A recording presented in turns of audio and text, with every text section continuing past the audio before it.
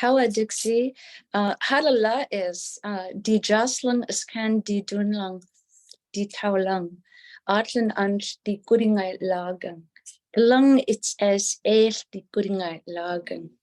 Ayat Sealaska tlang skatang, tlang and lagan. Jahawa, Jahawa, Jahawa, Sealaska, tlang skatatsen. Hi, everybody.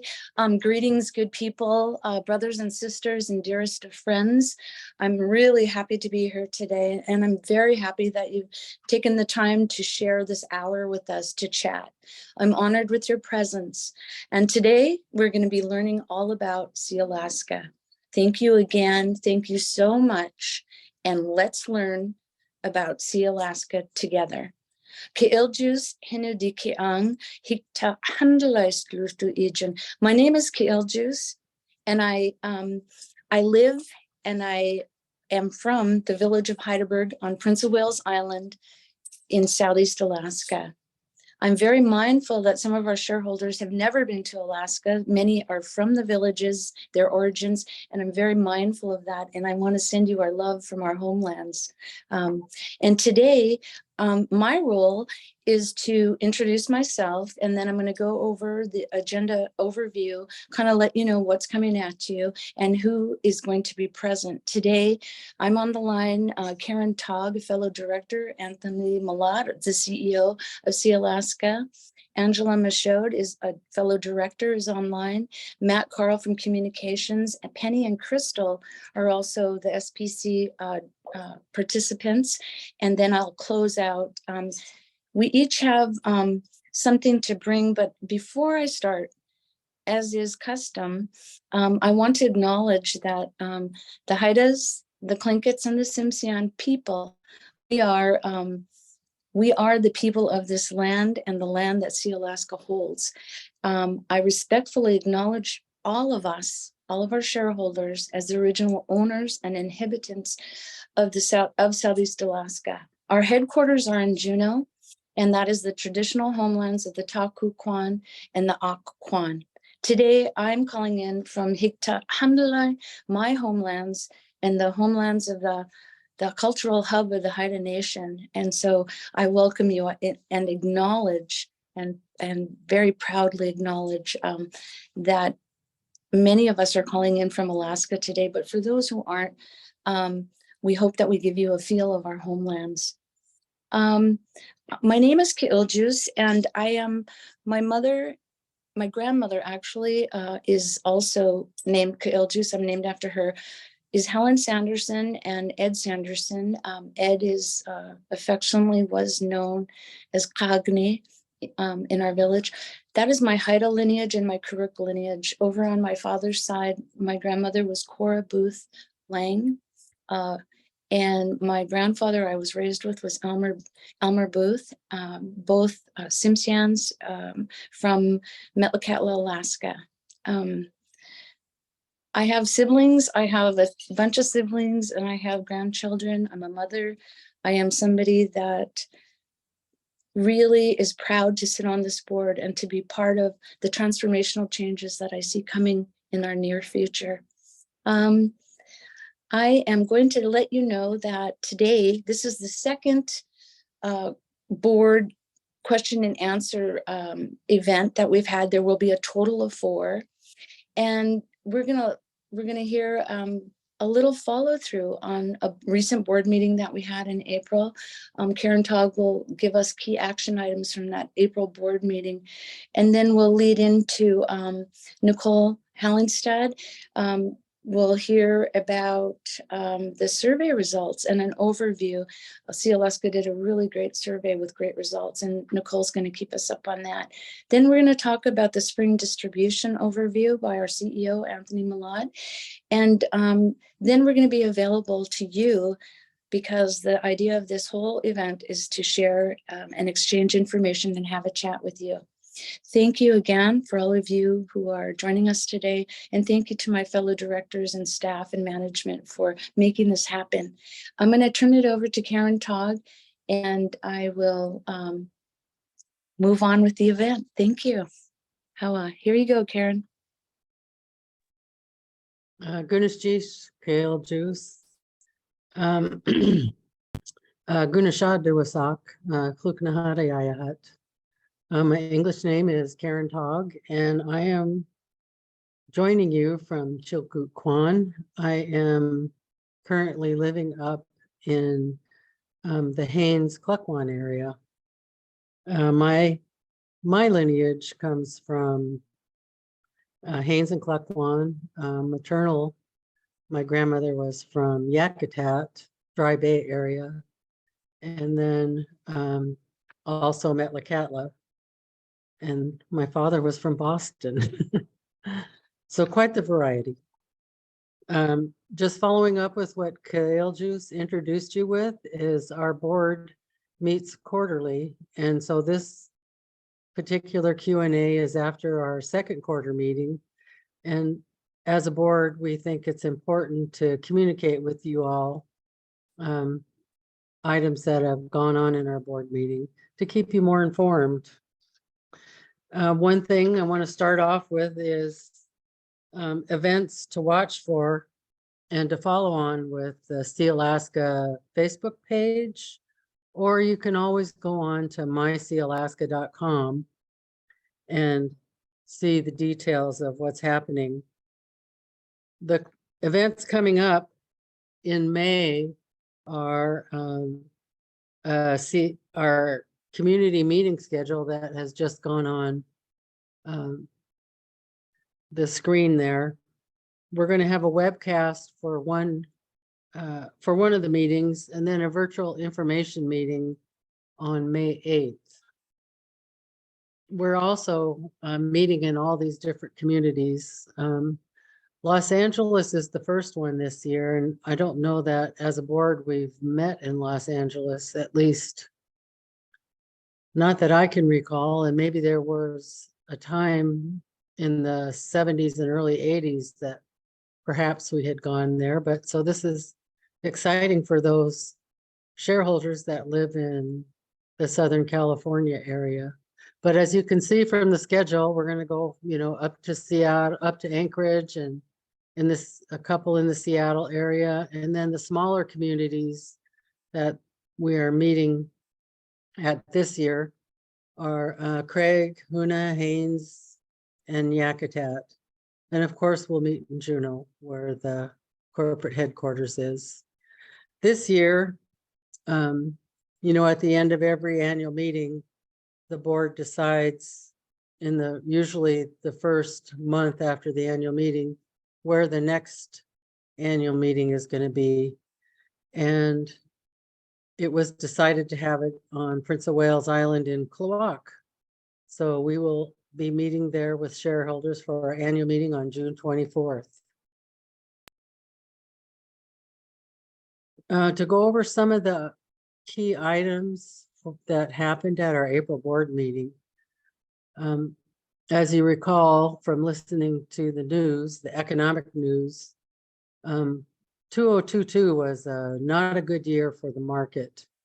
And if you have a personal retirement account and you've seen that retirement account dwindle, like if you have a 401k or a 401 or 403b, you'll see that your investment has declined. But management has reported in the first quarter of 2023, we're starting to recover from that. So we weren't exempt from losing investment funds. But happy to say we are now recovering from that. And that's really good news. The second thing I want to talk about is our board youth advisor position. We have a wonderful youth advisor right now, Connor Ulmer, and he has been a wonderful contribution in the boardroom with his ideas and contributions. And this last year, we were presented with a suggestion to have a second board youth advisor so that there could be overlap. Because we're such a big organization and we have so much going on, it takes about a year to get your foot on the ground and understand what's happening within the corporation. So having Connor on for a second year, he can contribute even more, but then we're bringing on a second one who can get his or her feet on the ground and learn that first year so that the second year they're productive even more.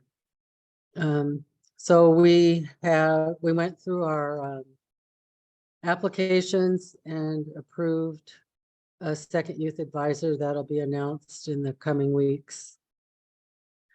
The last thing I want to talk about that we as a board discussed in April.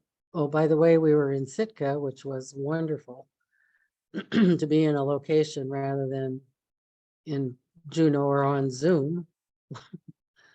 Although Zoom is nice for reaching far.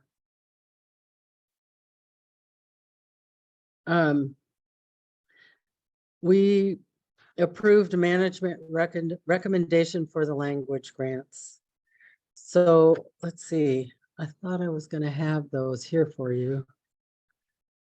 I don't know, maybe you could, Dixie, is it possible to put those on screen, who the recipients were? Yeah, stand by.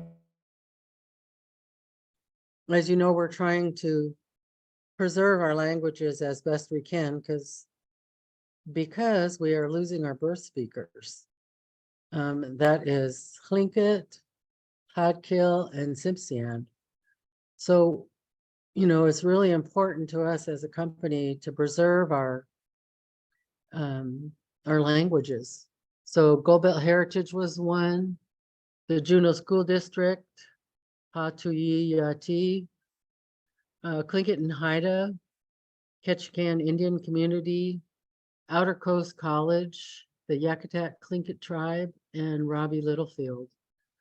So all these grants have to go through a pretty rigorous application process, and they're scored based on their applications, and then it's determined based on the scores who gets the grants.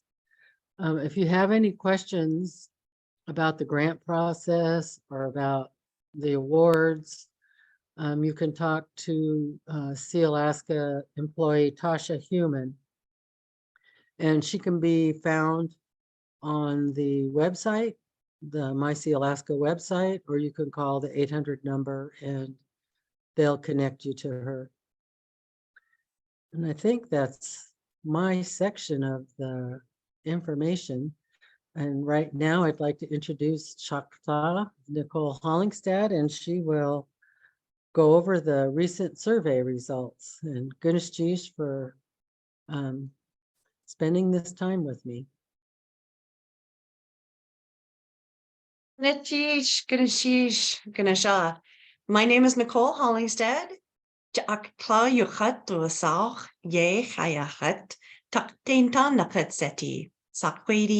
And Norwegian Yadi Ayachet. I was born and raised in Petersburg, Alaska, Sitka Kwan, but I'm zooming in and joining you all today from the lands of the Dena'ina here in Anchorage. And I am really happy to be able to share what the results of our most recent shareholder survey have been. I know when shareholders get this survey, they're excited to give their opinions and to provide their input. And it's really important that we circle back and make sure that you see these results. So you'll be seeing these in upcoming newsletters and social media posts, but you're getting really a good in-depth dive here. We had just phenomenal turnout on our survey, and we really deeply thank each and every one of you who took the time, whether online or even through paper, to give us your impressions, your comments, your thoughts on Sealaska.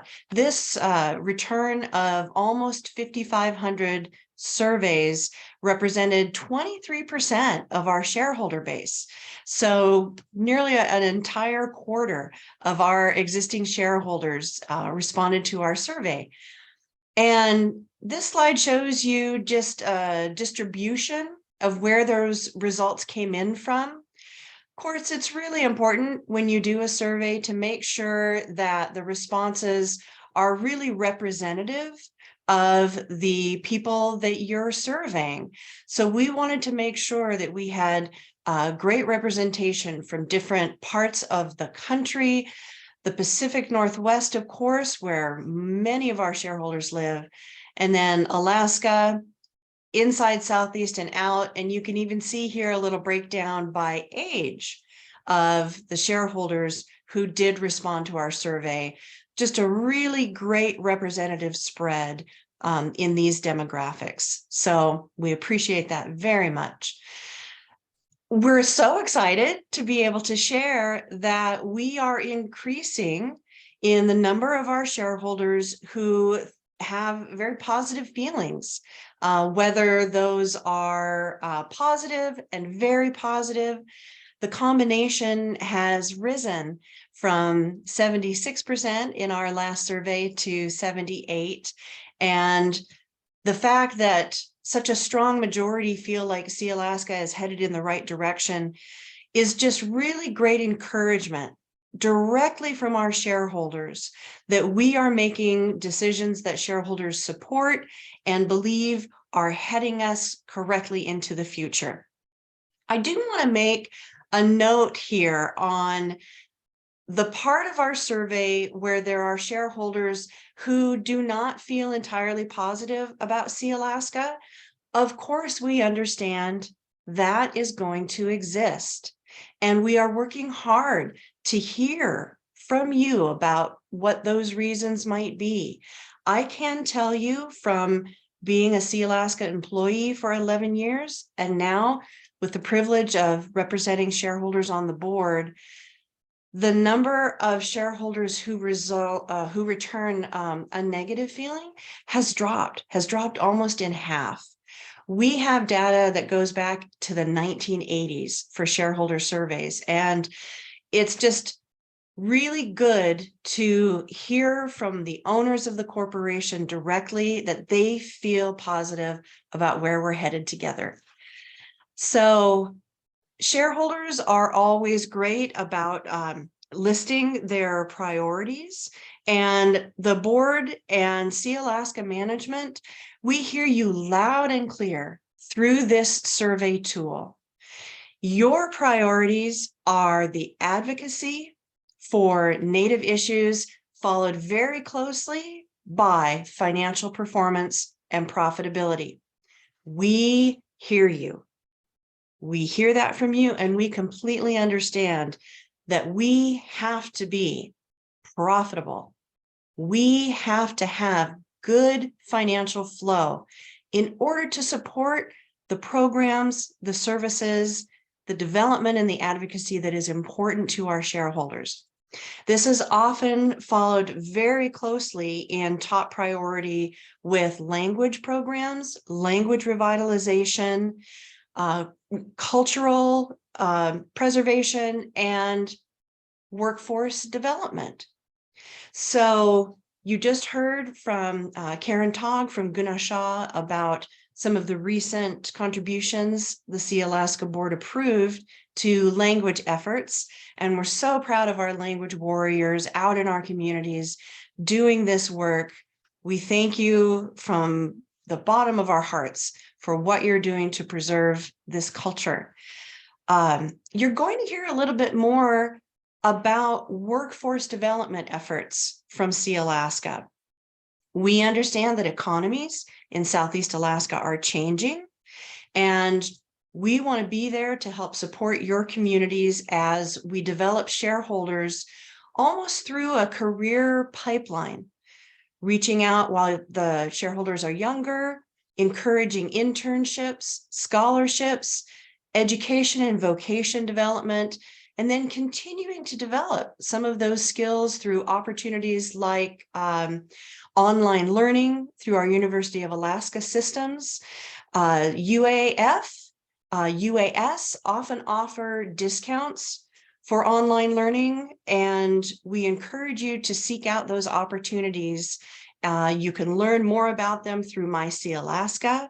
You'll hear about them through Sealaska's outreach and just want to keep encouraging that focus on shareholder development.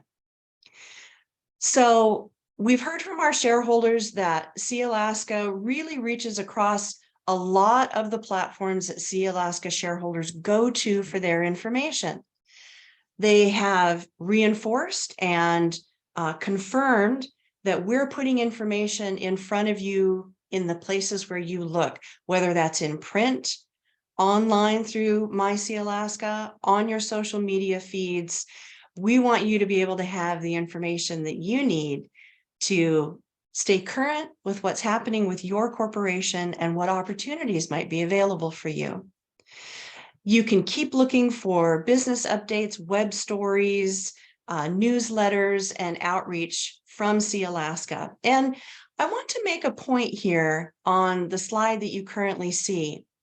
The 4 bullets that you see at the bottom, these are relatively new developments in the past few years.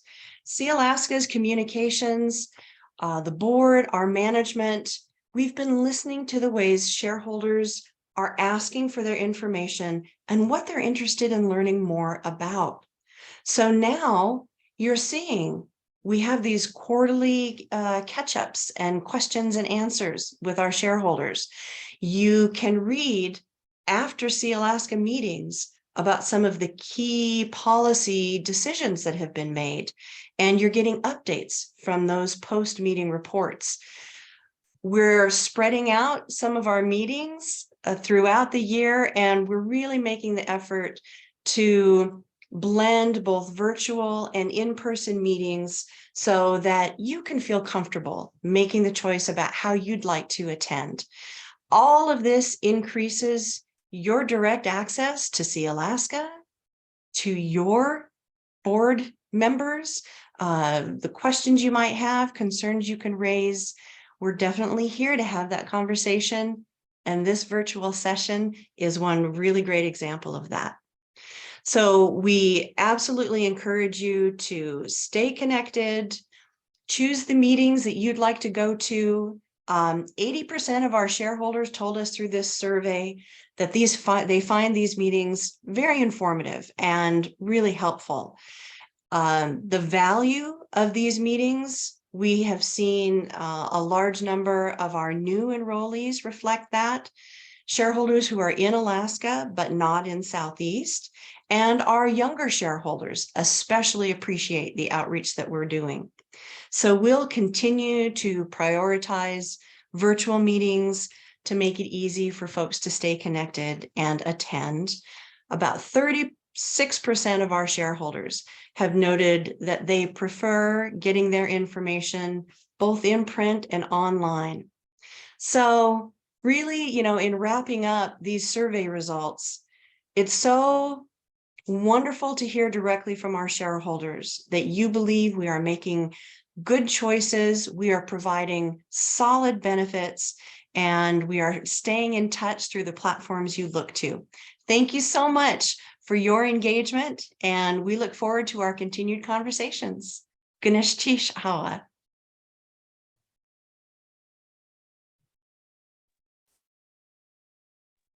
Up next, Thank we you. have a business report from Anthony. Thank you so much, Chakla. It's great to be here with all of you shareholders. Thank you for joining. Nicole just went over such an important piece of how we connect with our shareholders, the survey results, and really excited to continue to dive into all the responses from our shareholders. It makes us feel good to have so much guidance, and it keeps us on the right track, hitting the shareholder priorities that are at the top of the list. So my name is Anthony Malat. My Tlingit name is Ganak. I'm Tsagwedi and Koyakan Athabaskan, and I'm a child of the Quashkekwan in Yakutat, Alaska. I'm going to give a quick update on the recent dividend announcement that was confirmed at the board meeting that Karen and Nicole have been discussing with you. I do want to highlight some quick verbal, operational, and financial updates just ahead of the annual report. The annual report's going to offer us the chance to really dive into the numbers, the financial results with our shareholders. We have, as you've seen earlier in the meeting, many meetings set up to discuss those financial results and hear from our shareholders. But just on a high level, you've heard some of the updates for 2022. Karen highlighted the fact that 2022 was a difficult investment environment for stocks and bonds. We started 2022 with the largest investment fund balance that Sealaska has had in its history. That was at the end. You would have seen that in the 2021 annual report. We've been really focused on growing the balances of our investment funds, because those are the investment funds that fund the shareholder benefits that you are prioritizing in perpetuity. The importance, again, of the investment funds is that they fund both benefits to current shareholders, current generations of shareholders, but they'll continue to fund those benefits far into the future for our shareholders. The Marjorie V. Young Permanent Fund is one of those investment funds that fund shareholder dividends. But again, as we saw from the survey results, we have many other shareholder priorities, like language.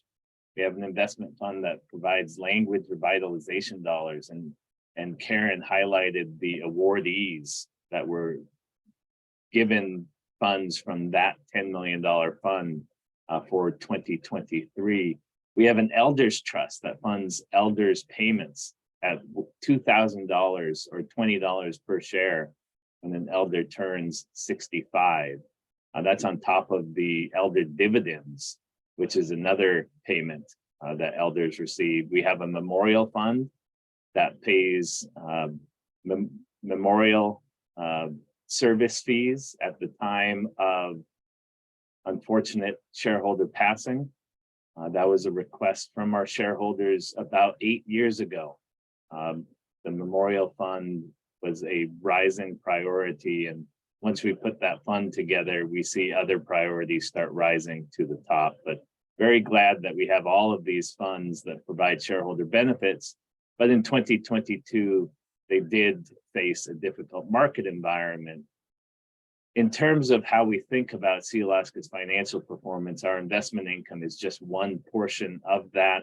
In any given year, we see ups and downs because of the stock market and the economic realities we all face. But in terms of our businesses, which is a very important part of our financial structure and drives a lot of the discussion I'll be diving into of where the dividend payments come from, our businesses did very well in 2022 in the face of economic difficulties. We've highlighted the fact that there's interest rate increases, inflation, but our businesses and our focus on growing those businesses is something that we continue to be able to highlight, and we'll be able to dive in much more deeply when the annual report hits your mailbox. I'm going to share kind of, just a quick look at that focus on operations and our businesses and what that has achieved for our shareholders since we started our strategic plan way back in 2012, 2014 time period. We were facing operational underperformance. We had years of looking back at our history and saying, we can do better. We can focus on our businesses. We can focus on businesses that matter to us, focus on businesses that care about the health of our oceans. We can grow those businesses. And as we grow those businesses, dividends will grow and shareholder benefits have the opportunity to grow. And you've seen that it's worked. From 2014, when we were paying near $5 million in dividends, per share dividends in the $2.25, $2.60 range, with the focus on business and growing our business success, you see just a steady increase in the amount of dividends that we've been able to provide our shareholders. I'm very excited to say that for 2022, we crossed the $20 million threshold in shareholder dividends paid. And this does not include the 7J dividend that our urban and at large shareholders receive. So this is dividends to all shareholders, our left outs, our descendants, our elder share class, our original shareholders, our village shareholders, and 20 million in total payments, $7.67 on a per share basis. You saw the information that we just sent out to shareholders. We paid 2 dividends a year. So this chart highlights the full year payments.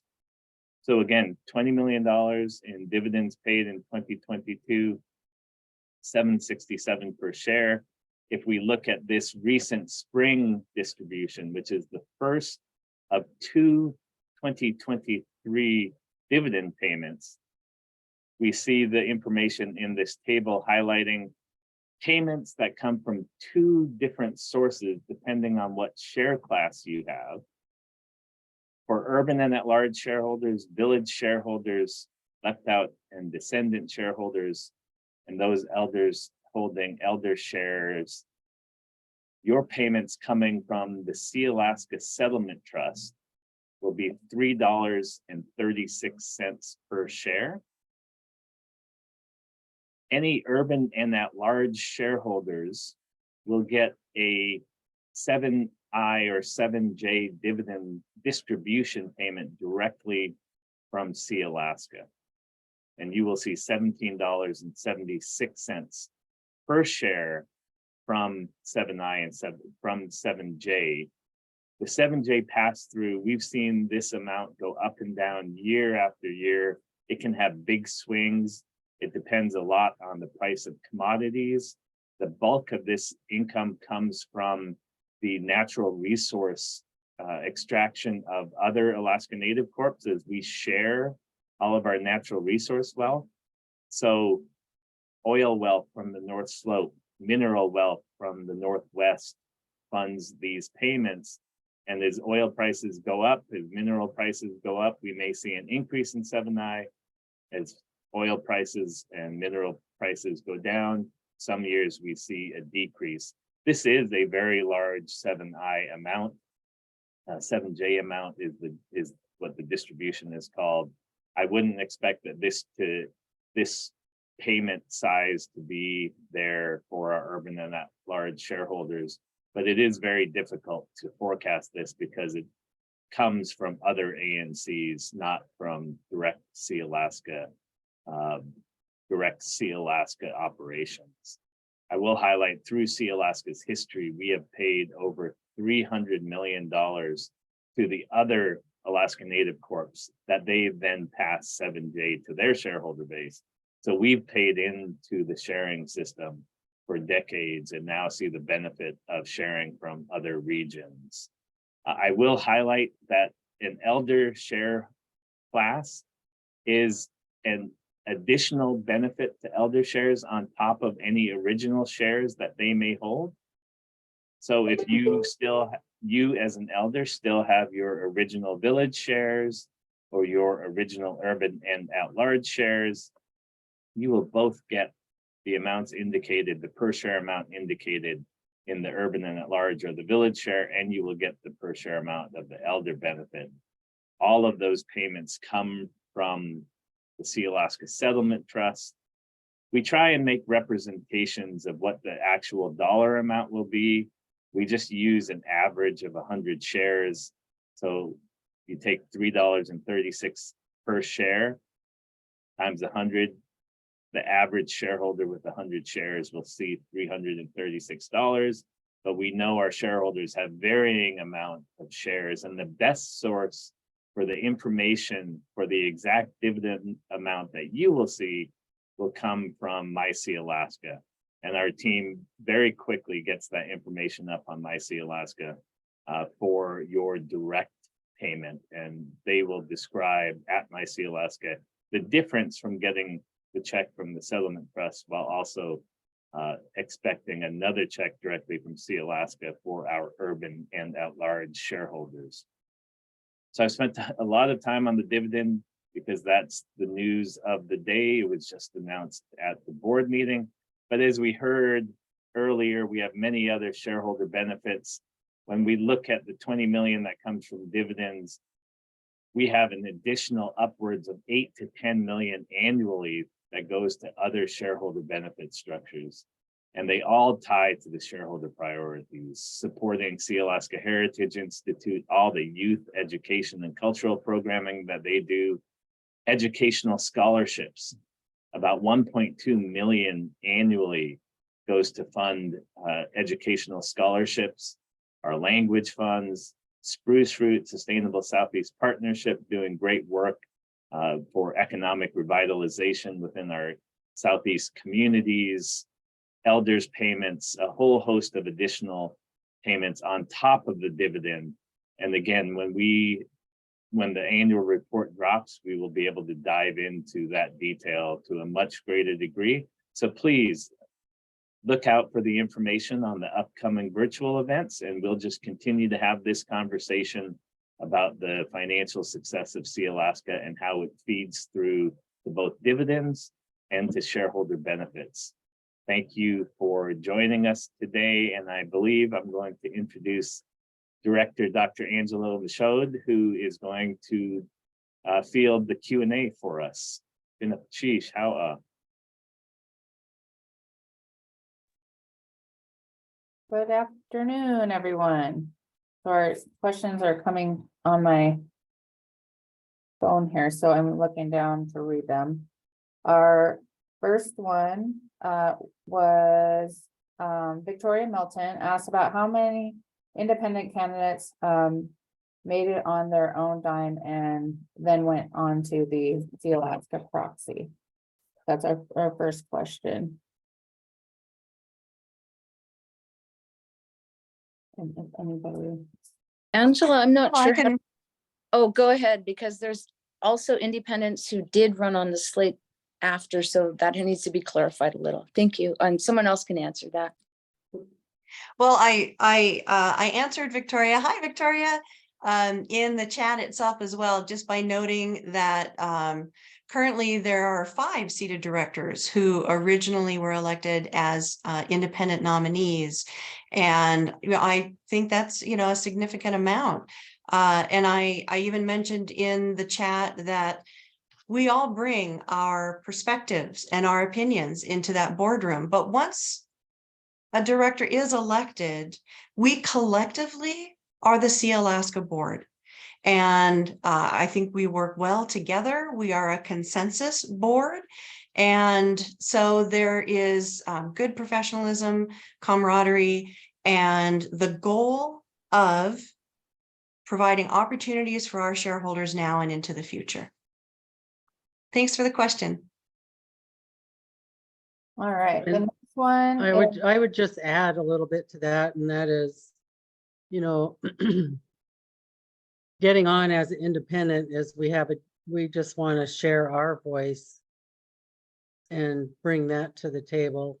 And once you're in a boardroom, you have to be a team player. You have to get along, you have to know how to negotiate and compromise. And that's what makes a good board. Good speech. Thanks, Karen. All right, the next one is Deborah Knott asked about the job opportunities for shareholders and how does Sealaska support these opportunities?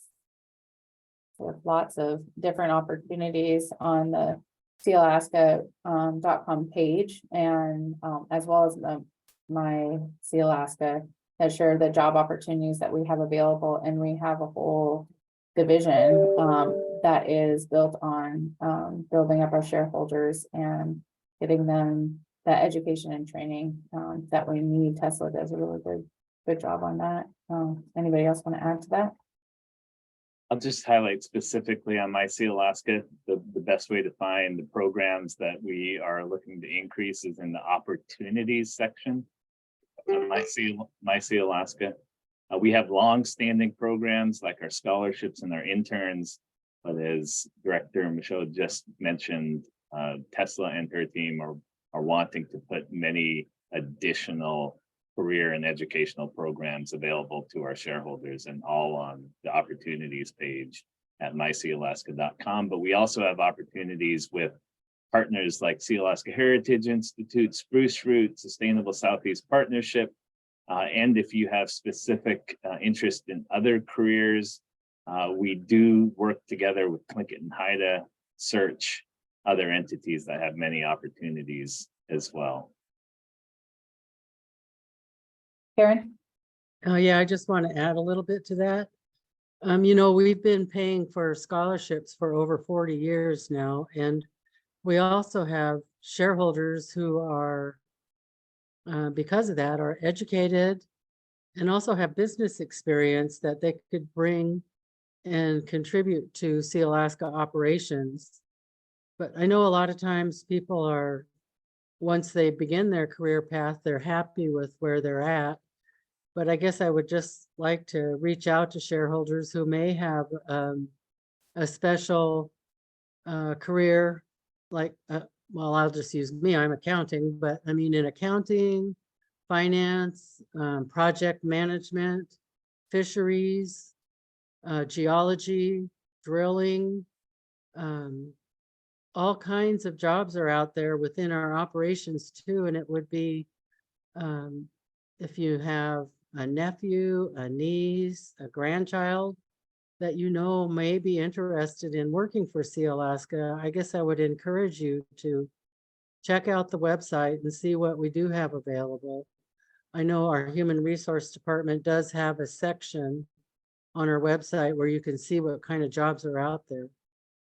And so I would love to see more shareholders in some of these positions that we have. So Gunshjish, I hope to see some more. Yay. Definitely. Tony Stevens asked about Sealaska's effort to implement and enhance diversity and inclusion in the company's leadership and workforce.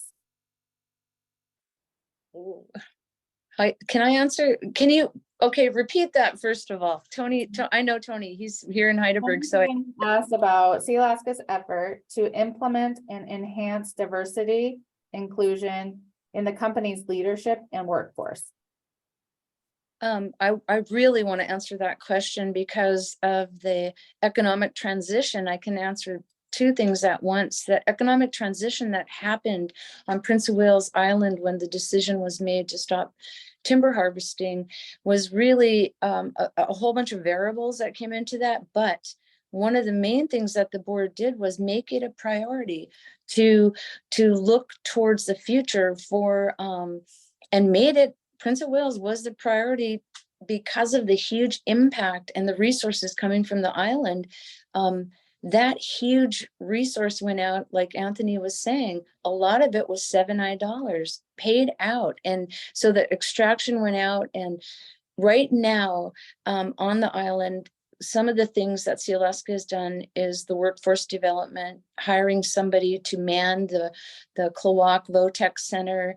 There's been some really positive steps. And I want to say we pulled in Spruce Roots with Elena Peterson, and Tony, she just made this work for us because there was a grant for land management. What we did around that was created this Southern Southeast Coalition that includes Metlakatla, Ketchikan, just the area. And this group came together and they had that in their hearts. What are we doing? You know, what can we do together more cleverly, more differently? The second meeting is going to be on May 11th, and it's really honing in on creating a plan, how to go after that money. And we do have the resources now, thanks to Elena. So it's a matter of time in looking. One of the factors that came into that conversation is leadership. And so my question I always ask everybody is, who's your mentee? Who are you mentoring in your current positions in leadership? Because there should be somebody that's following your path. I just wanted to say that I'm really, really pleased with the leadership that came to the table, because they knew the problems and what they're looking for are the solutions. And so that will come out in the form of a document by September from those meetings. And And I know that carbon credit and all the work that went into that was another huge investment by Sealaska, because we helped Haida Corporation, we helped, I believe, Cake, I believe we helped, I'm not quite sure, Anthony might be able to give you the list of the village corporations who capitalized on something that we had to fight really hard for, because there was a battle about making that 7i a distribution. And so far, we've won in that litigation. We're waiting another year to see for sure, but it's pretty tight. And that's a huge thing, because then the money stays in the community, the job development stays in the community. And if we can have what's called like a Tecumseh effect, where we all get together, and when we call our congressional leadership into the room, it isn't just for one community, it's for us all. That's it. I'm just sharing what's been going on. I know you've been in Seattle, Tony, and I want to say this out loud while we're on the air. Tony is a caretaker for Liam, the little Kadek, the little guy that has childhood leukemia. And so welcome home, Tony, and we support you. Sealaska did donate to the fundraiser we recently had. And I just want to say, we're doing our best at the table here. And I sit with a board that's very visionary, very mature. It's all about discussing how to bring things back and to make it better for our future. So thank you for a very good question. It's not an easy answer, but we're working on it. And I'm proud to say we're collectively working on it. And I'll see you in a little bit, because he's coming to my house. Thank you, Carol. Juice. If I could follow on, thank you, just specifically on diversity, equity, and inclusion, because it's so important to our decision-making structure. So we wrote diversity, equity, and inclusion into our strategic plan going into 2018. We recognized from our focus on creating a problem-solving culture, the greater diversity of backgrounds, information, where you come from, the whole gamut, the better decision-making we can create. And when we go through our hiring, we express this focus on diversity, equity, and inclusion, this focus on our values. We hire based off of our value set. There's always more you can do to address any shortfalls with specific groups. And so we have a team that's really focused on understanding where we are falling short and continuing to make a difference, but fully believe in making sure that this is a big part of Sealaska and our strategic planning. Anthony, can someone, maybe Karen or someone, could speak to the resolution we adopted as well for the LTBG plus community? I don't have it in front of me, but that was one of the, maybe Karen could speak to it, because it was unanimously supported by the board of directors and adopted in the April meeting. So we haven't had time to really, we did share it out, but we need to continue to share it out so that our community knows that the underserved, the under-recognized, and that we love all our babies. Everyone is equal in our eyes, and hopefully that will get not only equality, but equity, a voice at the table. I'm sorry, I forgot about that, Tony, but I'll share it with you if I can get a copy. It's in the link. It was dropped in the link if people want to find it. It's the April 14th board meeting report to the shareholders. So those on Facebook, the link is there. It's also on your My Sealaska under news, and it has a We Celebrate Diversity, and goes through that we did as a board take action to uphold civil rights and human rights for all shareholders, all people regardless of sexuality or gender identity, in response to the recent legislation in Alaska and around the country attacking those people. So we definitely hear you, and like Phil says, we love you all. The next question is on Carlene Hartshorn asked about carbon credits, and could you share a little bit more about what we've done with the carbon projects in the past and any upcoming plans? Yeah, thank you. That's exciting. So we have finalized 2 carbon projects. on about 175,000 acres of our 365,000 total acres. And so the income from those first two carbon projects, they started coming in from the 2018 to 2021 time period. And now we are in the field working on our third carbon project. We still have many acres outside of the first two projects, and we are looking to finalize those projects this year and have sales, so additional carbon income this year, and show sustainability of that income source for about a 10-year time period. So really exciting. The final results of our third carbon project will be expressed and communicated with our shareholders as we finalize that throughout 2023. Cheese for the question. All right, the next one, I think we covered it, but I'm still gonna say it out loud. We had the question from Victoria Milton about the independent candidates, and she was wondering about the vision between independent candidates in Sealaska and board endorsed candidates and how we can work together successfully when in the boardroom. And she's also curious about the directors who initially run as independent candidates, but then are selected and run as endorsed candidates. And I think Karen kind of covered it, but just making sure that everyone feels like they got their answer or their question asked. Angela, I'd like to answer that because I ran on the slate and went through a very competitive process, and I was very proud of that process. It was really rigorous, and I've been through job interviews. I've been through a lot of, really rough, what I thought was rough, and really you had to be at the top of your game for that process. But you are the best example. You ran as independent, then you went through the process. And so I think I wanted to point out the validity of the process was really important to me. And here's my best example. Karen ran as independent, and I had never known Karen, but after working with her on committee all year, and it is a really high level, respectable board. And I can tell you that there's no animosity with it's bring your best game to the table, and everybody has a different skill set. Everybody has a little bit to offer, and we're very mindful and respectful. And I can't say enough good things. And I'm like, no one's discouraged from doing either way. And I think this board is very representative of that.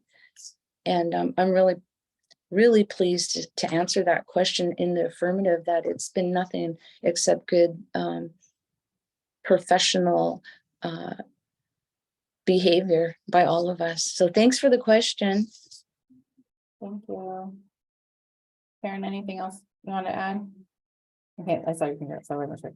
All right, the other question we had is some folks asking about community meetings and how we select which ones we go to each year.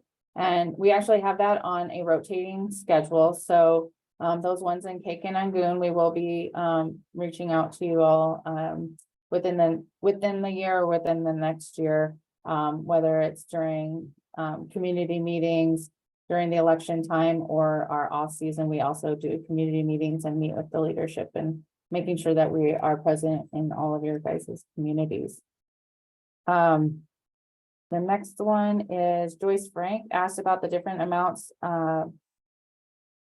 types for the different shareholders and getting their distribution. So why does it seem that at-large shareholders are receiving higher distribution amounts?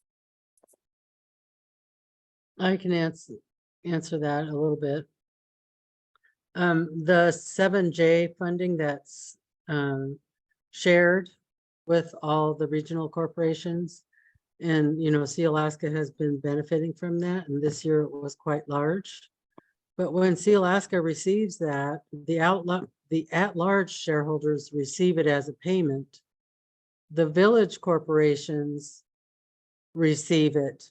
So for instance, Kutzmu got if you're probably referring to the $17 that was paid to at large, that $17 was paid to Kootznomu, and it was paid to Haida Corp. It was paid to Huna Totem, to Klawakenia, to Craig Sean Seat. It's dispersed to all the village corps. So if you, I guess my question would be to you to ask your village corp what they're doing with the funds. Some of them will disperse half of it and keep half to keep running the company, but it's up to each individual village corp on how they handle that 7J distribution. But Sealaska does its responsibility and pays the village corp. That's how the distribution was set up in the beginning. Thanks, Karen. The next question is Vicky Mata wanted to know when Sealaska will publish its audited financial statements. And that will be published in the annual report, which will be May 5th is when everyone will see that. Let's see.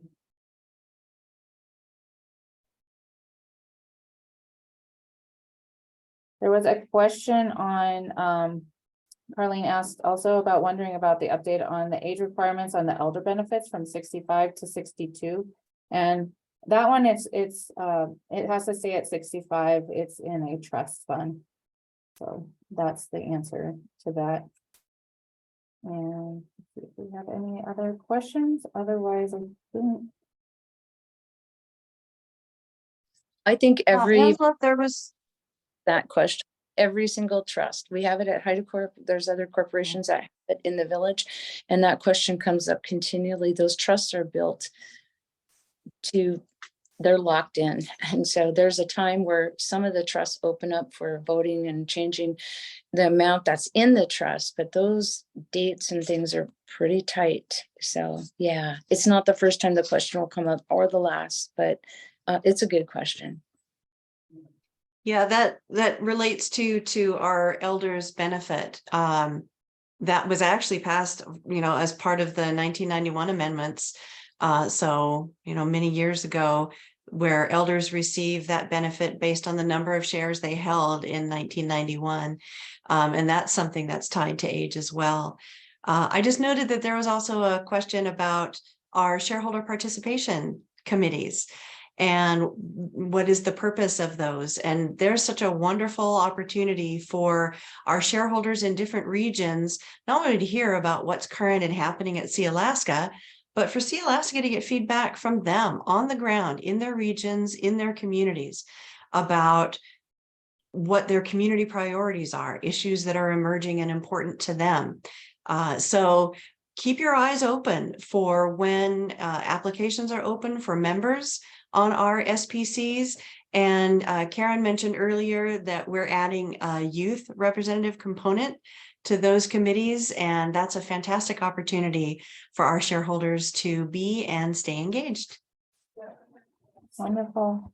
Well, I want to thank everybody who joined us online today, and thank you for all your questions. If your questions didn't get answered, we're sorry we didn't have enough time to answer all the questions, but go ahead and reach out to us and we will go ahead and get those questions answered for you. And we look forward to seeing you at the community meeting.